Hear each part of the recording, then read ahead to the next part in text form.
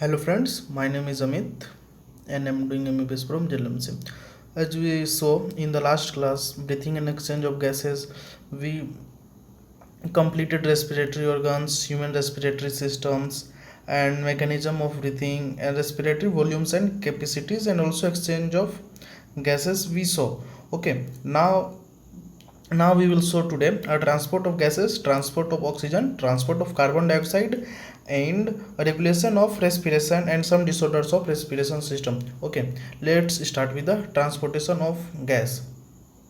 There is written, blood is the medium of RBC's transport of O2 and CO2. About 97% of O2 transported by RBC in the bloods, and the remaining 3% of O2 is carried in a dissolved state through the plasma. Nearly 20-25% of CO2 is transported by RBC, where 70% of it's carried as a bicarbonate form. About 7% of carbon dioxide is carried in a dissolved state through plasma. Okay, तो हम इसको easily language में समझते हैं क्या कि gases का जो ट्रांसपोर्ट होता है, आज हम लोग उसी में देखेंगे किस फॉर्म में होता है, किसके थ्रू होता है, किसके थ्रू ट्रांसपोर्ट होता है. ठीक है, तो ब्लड क्या है ना, ब्लड एक जस्ट पोस्टमैन के जैसे काम करता है. ठीक है, तो यहाँ पे ब्लड में क्या, blood is the medium of transport. तो ऑक्सीजन और कार्बन डाइऑक्साइड को ट्रांसपोर्ट करने के लिए ब्लड ही एक मीडियम है. ठीक है, तो 97% ऑफ ऑक्सीजन जो है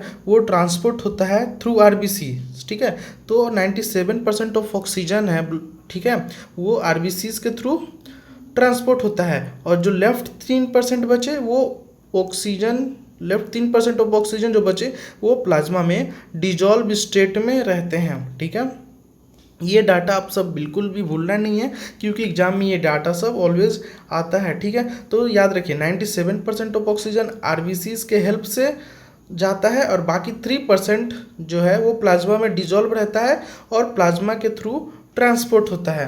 ठीक है, अब अगर हम CO2 की बात करें तो 20 से 25% जो है कार्बन डाइऑक्साइड के 20 से 25% वो आरबीसीज के थ्रू ट्रांसपोर्ट होता है, और 70% जो है वो प्लाज्मा में एज अ बाइकार्बोनेट के फॉर्म में वो रहता है. और बाकी जो 7% बचे कार्बन डाइऑक्साइड वो डायरेक्ट प्लाज्मा में डिजॉल्व होते हैं और उसी के थ्रू वो ट्रांसपोर्ट होते हैं. ठीक है, तो 20 से 25% जो 20 से 25% with the haemoglobin carboxy haemoglobin के फॉर्म में होता है.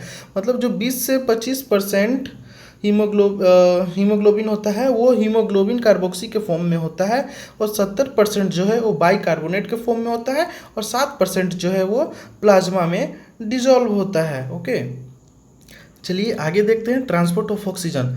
तो यहाँ पे लिखा हुआ है हीमोग्लोबिन इज रेड, एक just minute, haemoglobin is red coloured iron containing pigment which is present in the RBCs. ठीक है, तो हीमोग्लोबिन क्या है ना, हीमोग्लोबिन एक रेड कलर का आयरन कंटेनिंग पिगमेंट होता है जो आरबीसीज में मिलता है. ठीक है, और इसमें हीम ग्रुप होता है और इसमें ग्लोबुलर होता है. ठीक है, हीम ग्रुप के अंदर आपको फेरस आयरन एक्टिवेट आयन के रूप में रहता है. हीमोग्लोबिन में 2 अल्फा और 2 बीटा होता है, 2 बीटा चैन होता है. ठीक है, हीमोग्लोबिन में 2 अल्फा चैन और 2 बीटा चैन होता है, और ईच हीमोग्लोबिन मतलब हर में एक एक हीम ग्रुप अटैच रहता है, और टोटल 4 हीमोग्लोबिन सोज होता है. ठीक है, आगे देखते हैं. O2 can bind with haemoglobin in a reversible manner to the form oxy haemoglobin. ठीक है, O2 हीमोग्लोबिन जो है ना वो O2 हीमोग्लोबिन से बाइंड करता है रिवर्सिबल मैनर्स में, ताकि वो ऑक्सी हीमोग्लोबिन बने. ठीक है, यहाँ से हम लोग का रिवर्सिबल मैनर्स का मतलब ये है कि जो रिएक्शन करे वो जिस स्टेट में जाए वापस फिर से वो अपने स्टेट में आ जाए. ठीक है, तो ऑक्सीजन जो है हीमोग्लोबिन से बाइंड करके ऑक्सी हीमोग्लोबिन बनाता है. ठीक है, रिवर्सिबल मैनर्स में.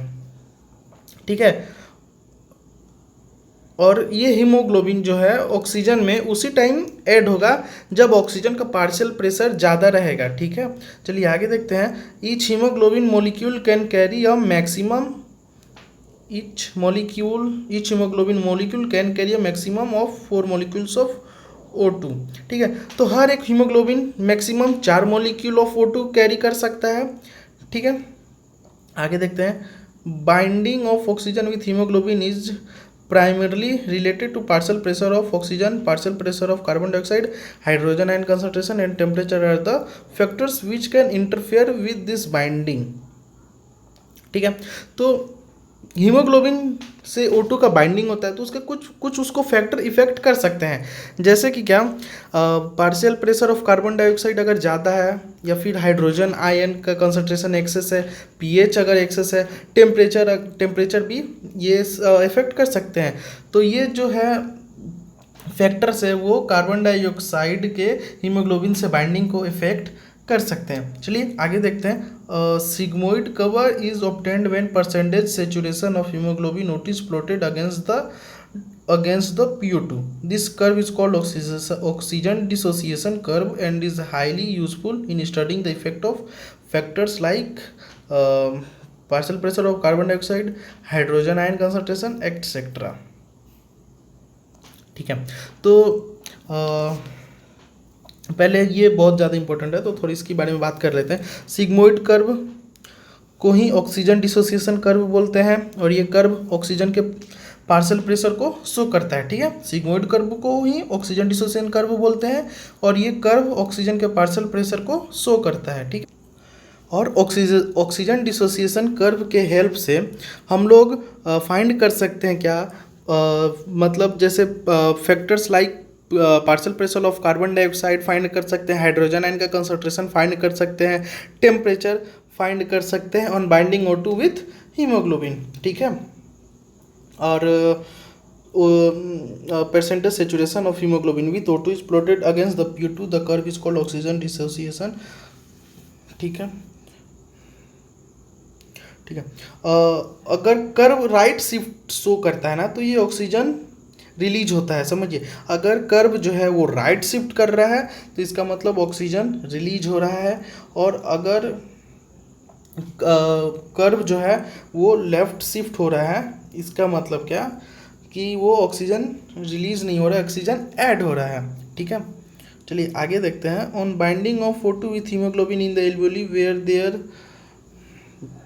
where there is higher PO2, low PCO2, lesser H plus concentration and lower temperature, the factors are oxyhemoglobin, whereas in the tissue where low PO2 and high PCO2 मतलब partial pressure of carbon dioxide, high hydrogen ion concentration and higher temperature exist of the oxygen from oxyhemoglobin। ठीक है, देखिए एल्बुली में अगर high partial pressure of oxygen होता है और low partial pressure of carbon dioxide होता है तो हाइड्रोजन आयन कंसंट्रेशन, देखिए मतलब अगर एल्बुली में high partial pressure of oxygen का हाई है और लो पार्शियल प्रेशर है कार्बन डाइऑक्साइड का और हाइड्रोजन आयन का कंसंट्रेशन भी लो है और टेम्परेचर भी लो है तो एल्ब्यूली में ऑक्सी हीमोग्लोबिन बनेगा। ठीक है, और ये सब फैक्टर फेवरेबल है for formation of oxy haemoglobin in the एल्ब्यूली। ठीक है, फिर से समझते हैं, एल्ब्यूली में अगर partial pressure of oxygen high है और partial pressure of carbon dioxide low है, हाइड्रोजन आयन का कंसंट्रेशन लो है, टेम्परेचर लो है, तो एल्ब्यूली में ऑक्सी हीमोग्लोबिन बनेगा। ठीक है, और ये सब जो फैक्टर्स है फेवरेबल है for formation of oxy haemoglobin in the एल्ब्यूली। ठीक है, आगे देखते हैं, this clearly indicates that O2 gets bound to haemoglobin in the lung surface and get dissociated the tissue every 100 millilitre of oxygenated blood, 100 millilitre of oxygenated blood. और अगर tissue के level तक देखा जाए तो अगर लो पार्शियल प्रेशर ऑफ ऑक्सीजन है, high partial pressure of carbon dioxide है, हाई हाइड्रोजन आयन कंसंट्रेशन है और हायर टेम्परेचर है तो ये कंडीशन फेवरेबल है for dissociation of oxygen from oxy haemoglobin. ठीक है, हम लोग पहले वाले केस में हम लोग क्या देखे थे अगर लो पार्शियल प्रेशर कार्बन डाइऑक्साइड को लो है और हाइड्रोजन आयन का कंसंट्रेशन भी लो है, टेम्परेचर भी लो है, पर high partial pressure of oxygen है तो वहाँ पे ऑक्सी हीमोग्लोबिन बनेगा। ठीक है, ऑक्सी हीमोग्लोबिन बनेगा यानी हीमोग्लोबिन में ऑक्सीजन ऐड हो जाएगा। बट अगर टिश्यू के हिसाब से देखा जाए, टिश्यू में देखा जाए तो वहाँ पे लो पार्शियल प्रेशर ऑफ ऑक्सीजन होता है but high partial pressure of carbon dioxide होता है, हाई हाइड्रोजन आयन होता है और हायर टेम्परेचर एग्जिस्ट करता है। ठीक है, तो ये कंडीशन क्या है, ये कंडीशन ये शो करता है कि यहाँ पे डिसोसिएशन ऑफ ऑक्सीजन होगा फ्रॉम ऑक्सी हीमोग्लोबिन। ठीक है, और इस कंडीशन में राइट शिफ्ट कर्व के रिस्पॉन्सिबल है, ठीक है। और ये क्लियर इंडिकेट भी हो रहा है कि O2 हीमोग्लोबिन से बाउंड करेगा एट लंग सरफेस और डिसोसिएट होगा एट द टिश्यू। और हर 100 millilitre oxygenated blood 5 millilitre of oxygen को टिश्यू के पास डिलीवर करता है अंडर नॉर्मल फिजियोलॉजिकल कंडीशन, ठीक है।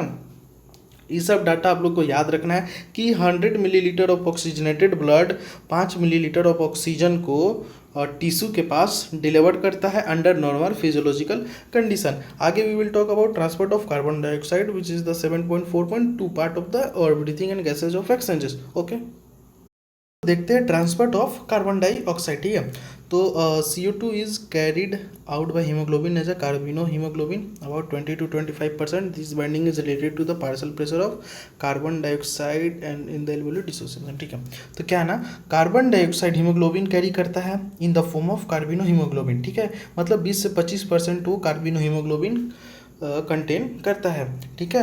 और this binding is related to the partial pressure of carbon dioxide, और ये बाइंडिंग रिलेटेड है with the partial pressure of carbon dioxide. अगर PO2 हाइयर है, ठीक है, अगर partial pressure of oxygen higher है तो ये इफेक्ट इस बाइंडिंग को इफेक्ट कर सकता है, ठीक है, इस बाइंडिंग को इफेक्ट कर सकता है।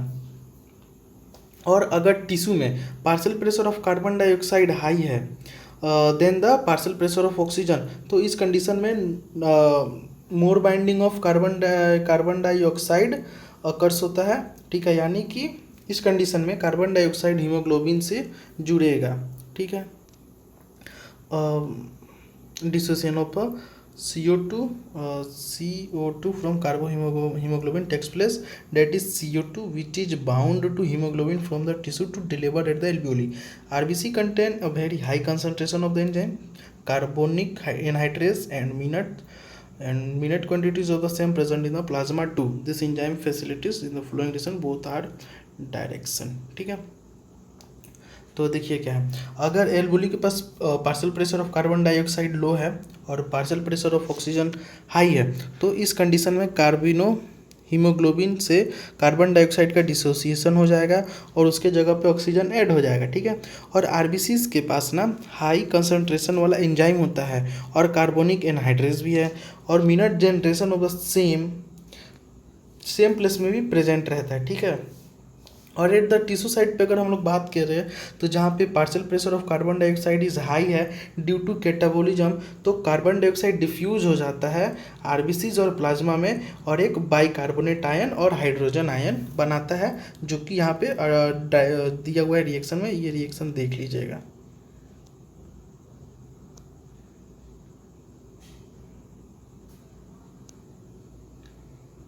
ठीक है, तो हम लोग क्या देखें, अगर एल्वोली में partial pressure of carbon dioxide low है और partial pressure of oxygen high है, तो इस कंडीशन में कार्बिनो हीमोग्लोबिन से कार्बन डाइऑक्साइड का डिसोसिएशन हो जाएगा और उस जगह पे ऑक्सीजन ऐड हो जाएगा।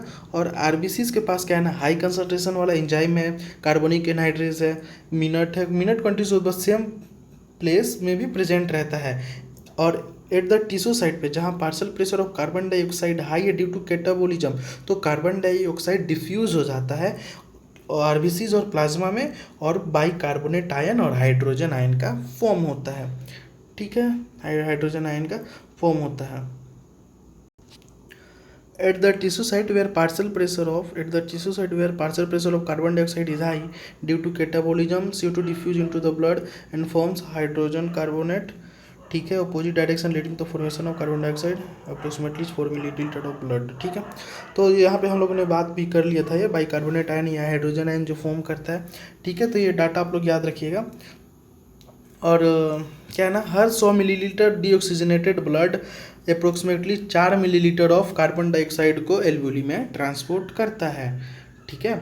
हर 100 millilitre deoxygenated blood 4 millilitre of carbon dioxide को एल्वोली में ब्लड के थ्रू डिलीवर करता है, ठीक है। अब देखते हैं regulation of respiration. Human being have a significant ability to maintain or moderate the respiratory rhythm to suit the demands of the body tissue. This is done by the neural system, ठीक है, neural system.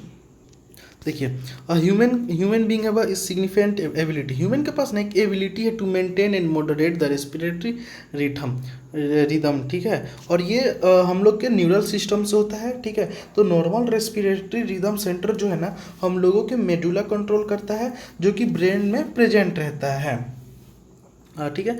यहाँ पे लिखा ही हुआ है a specialized center present in the medulla region. This region, another center present in the pons region of the brain called pneumotoxic center can moderate the function of respiratory rhythm, ठीक है। Neural signals from the center can reduce the duration of inspiration and thereby alter the respiratory rate,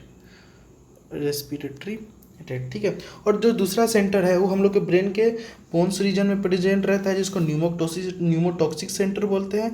और pneumotaxic centre क्या है ना respiratory rhythm के function को change कर सकता है, ठीक है, चेंज कर सकता है, ठीक है। और न्यूमोटॉक्सिक सेंटर है ना जो सांस लेने के मतलब इंस्पिरेशन के ड्यूरेशन को रिड्यूस भी कर देता है, ठीक है, इंस्पिरेशन के रिड्यूस भी कर देता है। एक chemosensitive area of situation rhythm centre which is highly sensitive, chemosensitive which is highly sensitive substance connective the center which return the signal rhythm center to make necessary receptors associated with aortic arc and carotid artery also can recognize respiratory rhythm square, ठीक है। तो एक sensitive carbon dioxide hydrogen ion increase क्या करता है ना वो active वो इस सेंटर सबको एक्टिव कर देता है, मतलब सब्सटेंस को इंक्रीज करके इस सेंटर सबको एक्टिव कर देता है, which in turn can signal the rhythm centre to make necessary adjustment, ठीक है। रेस्पिरेटरी प्रोसेस में जहाँ पे सब्सटेंस कैन भी इलिमिनेट भी हो जाते हैं, ठीक है। Receptor associated with aortic arch and carotid artery also can recognise change in CO2 and hydrogen concentration and send necessary signals to the rhythm center for remedial action. The role of oxygen in the regulation of respiratory rhythm is quite insignificant, ठीक है। तो क्या है ना changes of carbon dioxide और hydrogen concentration एक necessary signal send करता है rhythm centre for remedial actions के लिए, और इसमें ना रोल ऑफ ऑक्सीजन का जो रेगुलेशन रेस्पिरेटरी रिदम होता है वो क्वाइट इनसिग्निफिकेंट होता है, ठीक है। आगे हम लोग देखते हैं रेस्पिरेटरी डिसऑर्डर, रेस्पिरेटरी सिस्टम के डिसऑर्डर।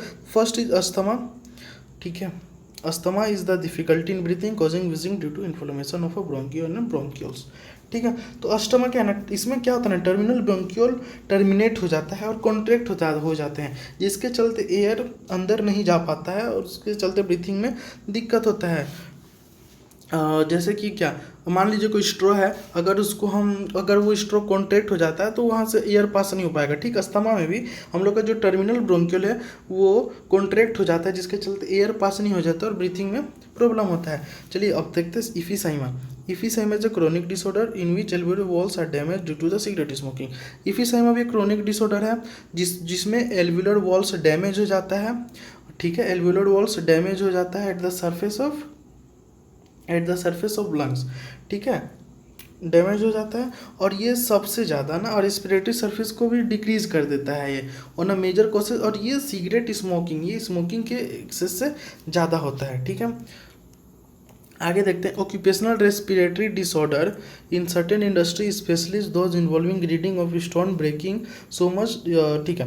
ऑक्यूपेशनल रेस्पिरेटरी डिसऑर्डर यानी सिंपल भाषा में समझे तो बहुत सारे जो कंपनी है जहाँ पे कोयला वोयला होता है तो वहाँ पे कोल का स्टोन ब्रेकिंग होता है, ग्रीडिंग होता है, स्टोन ब्रेकिंग होता है, तो वहाँ से बहुत सारे डस्ट प्रोड्यूस होते हैं, ठीक है। तो वो और हम लोग का बॉडी क्या है ना उसको डिफेंस नहीं कर पाता है, ठीक है, fully copy with the situation. तो जिसमें लॉन्ग इन्फ्लामेशन बहुत लंबे देर तक इन्फ्लामेशन हम लोग के फाइब्रोसिस में रहता है, जिसको प्रोलिफेरेशन ऑफ फाइब्रोसन टिश्यू में होता है और इसके चलते लंग डैमेज हो जाता है, ठीक है। और workers in such condition should wear protect, मतलब कि जो सब इंडस्ट्रियल एरिया में काम करते हैं जिन बहुत सारे डस्ट उनको मास्क वियर करना चाहिए, ठीक है। चलिए थैंक यू। नेक्स्ट क्लास में हम लोग ह्यूमन फिजियोलॉजी को आगे इंक्रीज करेंगे, ठीक है।